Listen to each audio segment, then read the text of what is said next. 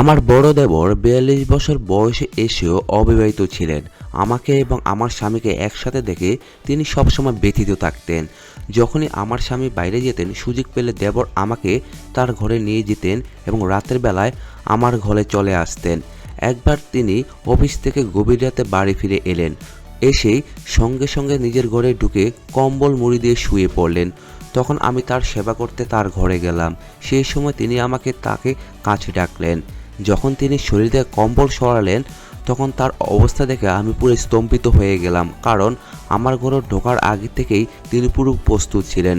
তার কম্বল সরাতে আমি বিশাল একটা কিছু দেখলাম, যা দেখে অবাক হয়ে গেলাম।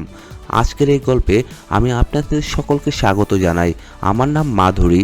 আমার বিয়ে হলো মাত্র 1 মাস হলো। এই পুরো 1 মাসে আমার যা কিছু প্রয়োজন হতো আমার স্বামীই বলতো। ভাইয়া থেকে জেনে আমি আসি, সব কিছু আমার স্বামী বড় ভাইয়ের অনুমতি দিতেন। সুরেশ এবং মহেশ 2 ভাই। মহেশ সবচেয়ে ছোট আর সুরেশ বড় ভাইয়া ছিলেন। তিনি বিয়েই করেননি। একদিন আমি মহেশকে জিজ্ঞেস করলাম, ভাইয়া বিয়ে করেননি কেন? তখন তিনি বলেন, এখনও আমাকে এর কারণ বুঝিয়ে বলা হয়নি। ভাইয়া বিয়ে করার ইচ্ছাই ছিল না, তাই মা বিয়ে করে দিলেন। সুরেশ ভাইয়া তখন ৪২ বছর বয়সী ছিলেন। ধীরে ধীরে বুঝতে পারলাম আমার শ্বশুরবাড়ির সমস্ত সম্পত্তি ভাইয়ারই ছিল। তিনি নিজেই একটি কোম্পানি প্রতিষ্ঠা করেছিলেন। আমার স্বামী তার ভাইয়ের কোম্পানিতে কাজ করতেন। সোজা কথা, তিনি তার ভাইয়ের কোম্পানি পরিচালনা করতেন।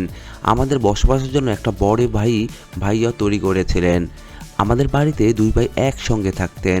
শাশুড়িমা আমাকে বলতেন, এখন তুমি বাড়িতে এসেছো, তোমাকে আর মহেশকে একসঙ্গে দেখে সুরেশের বিয়ে ইচ্ছে করবে। কিছুদিন আমি ভাইয়াকে বিয়ে করার ব্যাপারে বোঝানোর চেষ্টা করেছিলাম, কিন্তু তিনি কারো কথা শুনতে রাজি ছিলেন না। অনেকবার আমি তার বিয়ে না করার কারণ জানার চেষ্টা করেছি, কিন্তু কিছুতেই জানতে পারিনি। 1 মাসের মধ্যে আমার শ্বশুর বাড়িতে পুরোপুরি মানিয়ে নিয়ে গিয়েছিলাম। বাড়িতে শ্বশুর ছিলেন না, কিন্তু শ্বশুরের জায়গায় বড় ভাইয়া ছিলেন। ভাইয়া আমাকে কোনো ব্যাপারে বাধা দিতেন না। একবার ভাইয়ার একটু জ্বর হলো, তখন তিনি 3-4 দিন বাড়িতে চিকিৎসা করতে অফিসে যেতেন। দেখতে দেখতে সাধারণ জ্বর টাইফয়েডের রূপ নিল। তখন সঙ্গে সঙ্গে ভাইয়াকে হাসপাতালে ভর্তি করানো হলো। ভাইয়া 5 থেকে 6 দিন হাসপাতালে ভর্তি ছিলেন। এই 5 থেকে 6 দিনে হাসপাতালে টিফিন নিয়ে যাওয়া থেকে আমি ক্লান্ত হয়ে গিয়েছিলাম। 7 দিন পর ভাইয়াকে হাসপাতাল থেকে বাড়ি ফিরে আনা হলো। হাসপাতালের ঝামেলায় আমি খুব ক্লান্ত হয়ে গিয়েছিলাম। বাড়িতে কাজ করার জন্য গৃহকর্মী ছিল, কিন্তু বাড়ির লোকজন আমার হাতে রান্না খেতে পছন্দ করত। গৃহকর্মীর হাতে তৈরি চাও পর্যন্ত খেত না। শাশুড়িমা আমাকে রুটি বেলাতে প্রস্তুত দিতেন না। সেই দিন আমি শাশুড়িমাকে বললাম, মা, অনেক দৌড়াদৌড়ি হচ্ছে, বাড়িতে মহেশ দাদার জন্য আলাদা খাবার তৈরি করে এখন ভাইয়ার জন্য ফ্রি খাবার বানাতে হচ্ছে। আপনার বিশেষ খাবারও আলাদাভাবে তৈরি করতে হচ্ছে। কিছুদিনের পর ভাইয়া বিশ্রাম নেবেন, তার দেখাশোনা আপনি করে নিন। তখন শাশুড়িমা বলেন, মাধুরী, তুমি এখন তরুণী, এত তাড়াতাড়ি ক্লান্ত হয়ে গেলে কি হবে? আগে আমাদের যৌথ পরিবার ছিল, তোমার বয়সে আমি অনেক কাজ করেছি, তা তোমার পরিকল্পনা করতে পারবা না। এখন বাচ্চারা বড় হয়েছে, তাই পরিবার আলাদা হয়েছে। আজকের মেয়েরা যৌথ পরিবারে থাকবে কিভাবে? এখনই তুমি বুড়ি শাশুড়ির আর দেবরকে সাহায্য করতে পারছো না। তোমার কাজ সাহায্য করার জন্য বাড়িতে গৃহকর্মী আছে, তাহলে এত ক্লান্তি কেন? তিনি বলেন, শুধু 2টা রুটি বানাচ্ছ, এতে এত সমস্যা কেন? যখন আমি এই বাড়িতে বিয়ে করে এসেছি, তখন থেকে আমি কখনো শাশুড়ি মাকে রান্নাঘরে একটু চেষ্টাও ঢুকতে দেইনি। তারপর তিনি বললেন, আমি খুব ক্লান্ত, কিছুদিনের জন্য বোনের বাড়িতে যেতে হবে। তখন আমি বললাম, ঠিক আছে শাশুড়ি মা, আপনি কোনো কাজ করবেন না, যেখানে যেতে হবে তাড়াতাড়ি যান।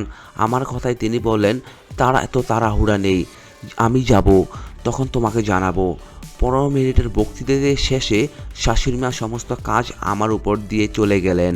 ভাইয়ার অসুস্থতার কারণে তার অফিসের অনেক বড় কাজ মহেশকে করে হচ্ছিল, তাই তিনি রাতে দেরি করে বাড়ি ফিরতেন। সেই দুপুরে আমি ভাইয়ার সেবা করতে গিয়ে দেখলাম আমার শরীর অনেক ব্যথা হয়ে গেছে, কিন্তু একটুও হাত তুলতে পারছিলাম না।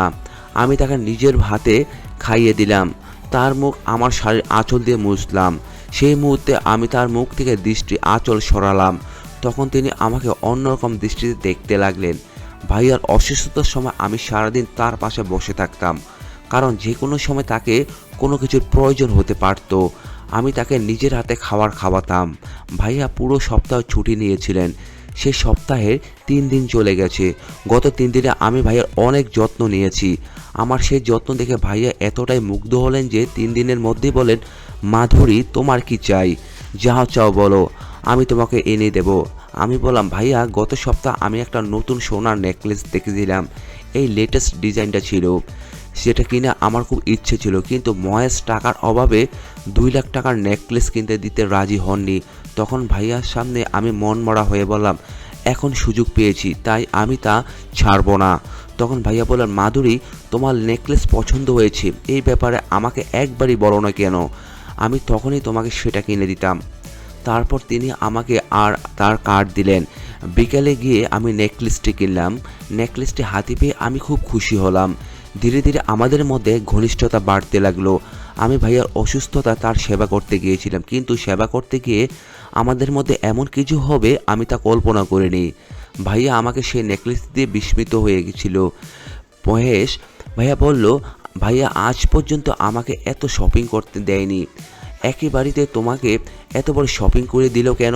আমি বিশ্বাস করতে পারছিলাম না ভাইয়া তার ছোট ভাইকে আজ পর্যন্ত এত শপিং করতে দেয়নি। 3 দিনের মধ্যে ভাইয়া আমার প্রতি একটা আসক্ত হয়ে গিয়েছিল যে এক কথা যা চেয়েছি তাই দিয়েছে। ভাইয়া অসুস্থ থাকার কারণে অফিসে যেতে পারছিলেন না। তখন কোম্পানির একটি গুরুত্বপূর্ণ মিটিং ছিল যা অন্য শহরে অনুষ্ঠিত হতো। ভাইয়া অসুস্থতার কারণে যেতে পারেননি, তাই তিনি তার জায়গায় মহেশকে পাঠালেন। পরের দিন মহেশ বাইরে ঝাড়ে থাকার কথা ছিল। সেই দিন সকালে মহেশ বাইরে ঝড়ে যাওয়ার জন্য রওনা দিলেন। তার যাওয়ার পর আমি গোসল করতে গেলাম। গোসল করতে বেরিয়ে আসার পর আমার চুল ভিজেছিল। আমি তোয়ালে পেয়েছি রেখেছিলাম। তোয়ালে সরিয়ে চুল মোছার সময় আমি ভাইয়ার কণ্ঠ শুনতে পেলাম। ভাইয়া আমাকে নাম ধরে ডেকেছিলেন। ভাইয়ার জোরে জোরে ডাক শুনে আমি বুঝতে পারলাম তিনি অনেকক্ষণ ধরে আমাকে ডাকছেন। তখন শাশুড়িমা ও বাসায় ছিলেন, কিন্তু তিনি তার ছেলের ডাক শুনতে পাননি। শাশুড়িমা সারাক্ষণ কাজকর্ম থেকে দূরে থাকার অজুহাত খুঁজতেন। সারাদিন ঘরের বাইরে গিয়ে আড্ডা দিয়ে সময় কাটাতেন। আমি দৌড়ে ঘরে গেলাম। দৌড়াতে গিয়ে আমার চুল জড়ানো তোয়ালেটা পড়ে গেল। ঘরে পৌঁছে দেখলাম, ভাইয়া কিছু লাগবে? আমি গোসল করছিলাম তাই আপনার ডাক শুনতে পাইনি। ভাইয়া বলেন, মাধুরী আজ আমার একটু ক্ষুধা লাগাচ্ছে, যদি তুমি একটু নাস্তা পেতাম তাহলে ভালো লাগতো। আমি নাস্তা বানানোর জন্য রওনা দিলাম। যাওয়ার আগে ভাইয়ার নাস্তার আগে ওষুধটা খাওয়ার দরকার ছিল। ওষুধের বক্সটা ভাইয়ার বিছানার পাশের টেবিলে ছিল। বক্সটা নিচ থেকে তুলতে গিয়ে আমি একটু নিচু হলাম, আর তখনই ভাইয়ার হাত থেকে পিঠে পড়ল। আমি সাথে সাথে সোজা হয়ে দাঁড়ালাম, কিছু বলতে চাচ্ছিলাম, তখন ভাইয়া বল, মাধুরী তোমার গাঢ় চুলের পানি তোমার পিঠে পড়ছিল, আমি সেইটুকু পরিষ্কার করছিলাম। গাঢ় চুলে তুমি আরও অনেক সুন্দর দেখাচ্ছ। তার প্রশংসা শুনে আমি হাসলাম আর নাস্তা বানাতে চলে গেলাম। ভাইয়ার পছন্দের গাজরের হালুয়া বানালাম। আমার হাতের হালুয়া খেলে ভাইয়া সবসময় প্রশংসা করতেন, কিন্তু আজ যেন একটু বেশি প্রশংসা করেছিলেন। ভাইয়া অসুস্থ থাকায় আমি তাকে নিজের হাতে খাইয়েছিলাম। রাতের খাবার খাওয়ানোর সময় হঠাৎ তিনি আমার আঙ্গুল করে কামড়ে দিলেন। এতদিনে আমার এমন কিছু হয়নি, কিন্তু ইচ্ছে করে তিনি কামড়েছেন নাকি ভুলবশত তা আমি বুঝতে পারলাম না। ভাইয়া বেশ জোরে কামড়েছিলেন, ব্যথা আমি কেঁদে উঠলাম। তখন ভাইয়া আমার হাত দুটো চোখের সামনে এনে আমাকে শক্ত করে ধরলেন এবং আমাকে আলাদা দৃষ্টিতে দেখতে লাগলেন। এরপর ভাইয়া বলেন, মাধুরী আমার স্ত্রীও যদি তোমার মধ্যে মিষ্টি কথা বলতো। তার কথা শুনে আমি খুশি হলাম, কারণ তা থেকে বোঝা যাচ্ছিল যে তিনি বিয়ের জন্য রাজি হয়েছেন। এরপর তিনি বলেন, আমি তোমার মতো কাউকে চাই না, বরং তোমাকে চাই। তোমার মতো আমি আর কাউকেই পাবো না। আমার কোনো যমজ বোন নেই। ভাইয়ের কথা মনে হলো তিনি আমাকে স্ত্রী হিসেবে চান। তখন আমি তার কথা বিশেষ মনোযোগ দিইনি, কিন্তু ধীরে ধীরে আমিও তার প্রতি আকৃষ্ট হতে থাকি। ভাইয়ের অসুস্থতা আমাদের একে অপরের আসার সুযোগ করে দিয়েছিল। তিনি তার অনুভূতিগুলো আমার সঙ্গে ভাগ করে নিয়ে বলতেন। আমি বুঝতে পারছিলাম না ভাইয়া আমাকে পছন্দ করতে শুরু করেছেন। ভাইয়ের ছুটি হয়ে শেষ হয়ে আসছিল, আর আমার স্বামী মহেশও বাসায় ফিরে এলেন। মহেশ আসার পর রাতের খাবারে বলেন, ভাইয়া তোমাকে নেকলেস কিনে দিয়েছেন এবং সবকের জন্য আরও কার্ডও দিয়েছেন। তুমি ভাইয়ার কথাও শোনো অনেক। তুমি কি ভাইয়ার কাছে আমার জন্য 20 লাখ টাকা চাইতে পারো? আমাকে একটা গাড়ি কিনে দিতে হবে। অনেক দিন ধরে গাড়ি কেনার ইচ্ছা ছিল, আমি বললাম ঠিক আছে। মহেশ ঘুমিয়ে পড়লো আর আমি বাইরে বের হলাম। আমি ভাইয়ার জন্য হলুদের দুধে দিতে ভুলে গিয়েছিলাম। কিছুদিন ধরে ভাইয়ার ক্যালসিয়ামের ঘাটতি ছিল, তাই তাকে প্রতিদিন রাতের বেলায় হলুদে দুধ দিতাম। সেই রাতেও আমি হলুদের দুধ দিয়ে ভাইয়ার ঘরে গেলাম। দুধের গ্লাসটা রাখতে ভাইয়া আমার হাত ধরে বলে, মাধুরী এত তাড়াতাড়ি কোথায় যাচ্ছ? আমাকে দুধটা শেষ করতে দাও, আমার সঙ্গে একটু বসো, তোমার সঙ্গে কথা বলতে আমার বেশ ভালো লাগে। এই দিনগুলোতে ভাইয়া আমার প্রতি অনেক বেশি মনোযোগ দিচ্ছিলেন। তার কথা শুনে আমি বসলাম। ভাইয়া বলে, মাধুরী আমি চাই তুমি আমার জন্য 20 লাখ টাকা চাও। আমি মহেশের জন্য টাকা চাইলে হয়তো কারণ জানতে চাইতেন, কিন্তু আমি তোমার জন্য চাইছি। এরপর ভাইয়া বললেন, মাধুরী মহেশের কাছ থেকে তোমাকে দেখে অনেক আমার ঈর্ষা হয়, কারণ তার মতো সুন্দর স্ত্রী আমার নেই। মাঝে মাঝে মনে হয় তুমি আমার সাথে কেন নেই। তিনি বলার সময় আমার চুল হাত বোলাতে লাগলেন, আর আমায় কিছুই বলিনি। হঠাৎ করে ভাইয়া আমাকে ছাড়িয়ে গেলেন। আমি বুঝতে পারলাম আমাদের মধ্যে কোথাও না কোথাও আমার কোনো সমর্থন ছিল। ভাইয়া আমাকে 20 লাখ টাকার চেক দিলেন। সেই চেকটা আমি মহেশকে দিয়ে দিলাম। মহেশ বলেন, ভাইয়া তোমার উপর এত দয়ালু হলেন কিভাবে? তিনি তো আমাকে 1000 টাকাও হিসেবে দেন না, আর তোমাকে একেবারে এত টাকা দিয়ে দিলেন। ভাইয়া ও আমার মধ্যে কি কোনো ধরনের সম্পর্ক তৈরি হচ্ছিল তা মহেশ বুঝতে পারেনি। আমি শুধু মাথা নেড়ে সায় দিলাম। 4 দিন পর শাশুড়ি মা তার বোনের বাড়িতে যাবার জন্য প্রস্তুতি শুরু করলেন। তিনি আমাকে 2 কেজি চনা, 1 কেজি লাড্ডু আর অন্যান্য নাস্তার আইটেম তৈরি করতে বললেন। শাশুড়ি মা কোথায় যাচ্ছিলেন তা বুঝতে পারছিলাম না, কিন্তু সব কিছু তৈরি করে দিলাম। সেই দিনের সকাল থেকে চা খাওয়ার সময় পাইনি। শাশুড়ি মা সব কিছু প্যাক করতে করতে 9টা 30 বেজে গেল। এরপর শাশুড়ি মা আর মহেশ দুজনেই চলে গেলেন। বাসায় শুধু আমি একাই রয়ে গেলাম। কাজের মেয়ে কাজ শেষ করে চলেছিল। আমি শান্তিতে গোসল করতে গেলাম। গোসল শেষে শাড়ি পরতে গিয়ে দেখলাম ভাইয়া আমার ঘরে ঢুকছেন। তাকে দেখে আমি হতবাক হয়ে গেলাম, কারণ তিনি পুরো শাড়ি ছিল না। ভাইয়া আমার কাছে এগিয়ে এলেন, বললেন, মাধুরী এত লজ্জা পাওয়ার কি আছে? তোমার সাধু একটু খোলো।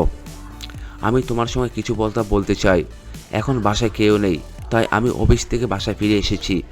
ভাইয়া আমার হাত ধরে আমাকে মাফ করতে শুরু করলেন। আমি একটু সাধারণ ক্ষমা চাইতে ভাইয়া এত নাটক সৃষ্টি করেছিলেন। ভাইয়া আপনি কিসের জন্য ক্ষমা চাইছেন? আমি জিজ্ঞেস করলাম। আমার এই প্রশ্নের উত্তরে তিনি বললেন, মাধুরী 3 দিন আগে তুমি যখন আমাকে হলুদের দুধ নিতে এসেছিলে, তখন আমি তোমার সাথে খুব খারাপ আচরণ করেছি এবং তোমাকে ঘর যেতে বলেছি। সেদিন আমি তোমার সাথে যা করেছি এটা ঠিক হয়নি, তাই আমি তোমার কাছে ক্ষমা চেতে এসেছি। আমি বলা, এতে কোনো সমস্যা নেই ভাইয়া, আপনার আচরণে আমি একটুও কষ্ট পাইনি, আপনি তো আমার আপনজন। আমার কথা শুনে ভাইয়া আমার কাছে আরও এলেন এবং বলেন, তোমার এই আপনজনের ভাবনা আমাকে পাগল করে দেয়। তারপর তিনি আমার সাথে আরও ঘনিষ্ঠতা বাড়ানোর চেষ্টা করলেন। সেই মুহূর্তে আমি তাকে একটু বাধা দেইনি, বরং আমি তাকে প্রতিক্রিয়া দেওয়া শুরু করলাম। হঠাৎ ভাইয়া আমাকে আলাদা করে নিলেন এবং আমার কাছে ক্ষমা খেয়ে চলে গেলেন। বাইরে এই আচরণে আমি ক্রমশ রাগান্বিত হতে শুরু করলাম। বারবার আমার কাছে এমন আবেগ আমাকে জাগিয়ে দেওয়ার মুহূর্তে দূরে চলে যাওয়া আমাকে অস্থির করে তুলছিল। 2 বার এমন হয়েছে, কিন্তু এবার না। এবার আমি ঠিক করেছিলাম আমি তার কাছে গিয়েই থাকবো। শাশুড়ি মাও বাড়িতে ছিলেন না। রাতে মহেশও গভীর ঘুমিয়ে চলে যেতেন। সেই রাতে মহেশ গভীর গেলে আমি তার পাশে শুয়েছিলাম। যখন বুঝলাম যে মহেশ গভীর ঘুমে আছেন, তখন আমি নিজের মতো প্রস্তুত করে ভাইয়ার ঘরে গেলাম। ভাইয়াও ঘুমাচ্ছিলেন। আমি তার কাছে ঘরে যেতে আলো জ্বলে উঠল। পেছনে ফিরে দেখি মহেশ দাঁড়িয়ে আছেন। মহেশ বলে, মাধুরী তুমি আমার ভাইয়ের সাথে কি করছো? এটিকে কে যে ভাইকে ইঞ্জেকশন দিচ্ছ? মহেশ তখন আমার সাথে থাকা ডাক্তারের কলার ধরলেন। আমার ডাক্তারকে সাথে নিয়ে এসেছিলাম। আমার কথাতে তিনি ভাইয়াকে ইঞ্জেকশন দিচ্ছিলেন। আমার শরীরের কথা শুনে ভাইয়াও ঘুম থেকে জেগে উঠলেন। মহেশ ভাইয়াকে বলেন, ভাইয়া আপনি চিন্তা করবেন না, আমি আপনাকে কিছুই হতে দেব না। আমার স্ত্রী আপনার সাথে এমন কিছু করবে আমি তা কল্পনা করতে ভাবিনি। মহেশ কি বলেছিলেন তা আমি বুঝতে পারছিলাম না। তিনি ভাইয়াকে বললেন, মাধুরী একজন ডাক্তার নিয়ে চলে এসেছে এবং এরা মিলে কিছু ইঞ্জেকশন দিতে চাইছিলেন। ভাইয়া মহেশকে শান্ত করে বলেন, তারপর বলেন, আমার এমন কিছু বিশ্বাস হচ্ছে না যে মাধুরী কিছু ভুল করতে পারে। মাধুরী এটা কি হচ্ছে? তুমি আমার সাথে কেন করতে চাচ্ছিলে? সত্যি করে বলো। তখন আমি বলতে শুরু করলাম, ভাইয়া আমি আপনার জন্য একজন গোপন রোগ বিশেষজ্ঞ ডাক্তারকে নিয়ে এসেছিলাম, কারণ আমার সন্দেহ হয়েছিল যে আপনার শরীরে কিছু সমস্যা আছে। আপনি 42 বছর বয়সী হয়েছেন, কিন্তু আপনার এত সম্পত্তি আছে, তবু আপনি কেন বিয়ে করেননি? মহেশ, আমি তোমার কাছেও অনেকবার ভাইয়ার সম্পর্কে জিজ্ঞেস করেছি, কিন্তু তুমি কিছুই বলনি। আমার মনে হয়েছিল ভাইয়া অন্য কোনো গোপন সমস্যা করেছেন। আমি যেটা জানতে চেয়েছিলাম তাই আজ ডাক্তারকে নিয়ে এসেছিলাম। ডাক্তার তাকে অচেতন করা ইঞ্জেকশন দিয়েছিলেন যাতে তিনি পরীক্ষা করে পারেন ভাইয়া কোনো কিছু টের না পান। আমার কথা শুনে ভাইয়া বলেন, মাধুরী, তোমাকে কে বলেছে আমার কোনো সমস্যা আছে? তুমি এমন কেন ভাবলে? আমি তখন বললাম, ভাইয়া অনেকবার আপনি আমার সাথে কিছু করতে গিয়ে থেমে গিয়েছেন। আমার উপর আপনার উপর নজরও ছিল, তাই আপনার সাথে ঘনিষ্ঠ হতে চেয়েছিলাম, কিন্তু আমি সত্যটা জানতে চেয়েছিলাম যে আপনার শরীরে কি আসলে কোনো সমস্যা আছে কি না, নাকি বিয়ে না করার জন্য কোনো কারণ আছে কি না। তাই আমি আপনার সাথে মিষ্টি মিষ্টি কথা বলতাম। ভাইয়া এখন সত্যি বলুন, আপনার শরীরে কি কোনো সমস্যা আছে যার জন্য আপনি বিয়ে করতে চান না? তখন ভাইয়া বলেন, আমার শরীরে কোনো সমস্যা নেই, বিয়ে না করার জন্য একমাত্র কারণ হচ্ছে আমার সৎ প্রেম। যখন আমি 21 বছর বয়সী ছিলাম তখন থেকে আমার শৈশবের বন্ধু রাধিকার সঙ্গে বিয়ে করতে চেয়েছিলাম। রাধিকার সাথে আমার অনেক প্রেম ছিল। তার পরিবার আমাকে বিয়ের জন্য অনুমতিও দিয়েছিল। আমাদের বিয়ের জন্য আমি মায়ের অনুমতি নিয়ে যাচ্ছিলাম, কিন্তু কিছুদিন পর জানা গেল যে রাধিকার ক্যান্সার হয়েছে, আর তার মা বাবা তাকে চিকিৎসা করতে শুরু করেছিলেন, কিন্তু চিকিৎসার সময় টাকার অভাবে রাধিকার মা মারা গেল। তখন আমার কাছে এত টাকা ছিল না যে আমি আমার প্রেমকে বাঁচাতে পারতাম। সেই দিন থেকে আমি কোনো বিয়ের চিন্তা বাদ দিয়ে দিয়েছি। আমি টাকা উপার্জনের সিদ্ধান্ত নিয়েছিলাম। মা সবসময় আমাকে বিয়ে করতে বলতে, কিন্তু রাধিকা ছাড়া আমি কারোর সাথে বিয়ে করতে পারি না, কারণ আমার হৃদয় শুধু সেই ছিল। কখনো কখনো তোমাকে এবং মহেশকে একসাথে দেখে আমার বিয়ে করার ইচ্ছে হয়, কিন্তু যখনই তোমার সাথে কথা বলি রাধিকার কথা মনে পড়ে। অবশেষে আমি আমার মনকে বুঝিয়ে বলেছি যে আমি রাধিকা ছাড়া আর অন্য কাউকে বিয়ে করতে পারবো না। কথা বলতে বলতে ভাইয়ার চোখ দিয়ে জল এসে গেল। তখন আমি তাকে সান্ত্বনা দিলাম। এরপর বললাম, ভাইয়া আপনি খুবই চিন্তা করি, আপনি হৃদয় থেকে আসলে খুব ভালো মানুষ। আপনি এত টাকা উপার্জন করেন, তো আপনার ছোটো ভাইকে সঠিক পথ দেখিয়েছেন। কাল আমাদের সন্তান আপনার বড়কে পাপা বলবে, কিন্তু আমি আপনাকে পাপা বলতে পারবো না। আপনি যত চেষ্টা করুন, আমাদের সন্তান এবং আপনাদের সন্তানের মধ্যে কিছু একটা তফাৎ থাকবে। কাল সন্তানদের পড়াশোনার জন্য আমাদেরকে অন্য শহরে যেতে হতে পারে। শাশুড়ি মাও এখন কিছু করতে পারেন না। তিনি কতদিন আমাদের সাথে থাকবেন তাও বলা যায় না, আর কতদিন একা এভাবে জীবন কাটাবেন। এখনও আপনার বিয়ের সময় চলে যায়নি। একজন মেয়েকে আপনার জীবনে একটু সময় দিন। অবশ্যই আপনি তাকে রাধিকার মতো পছন্দ করবেন। আমার ঘর গোছাতে দেখো মাও শান্তি পাবেন।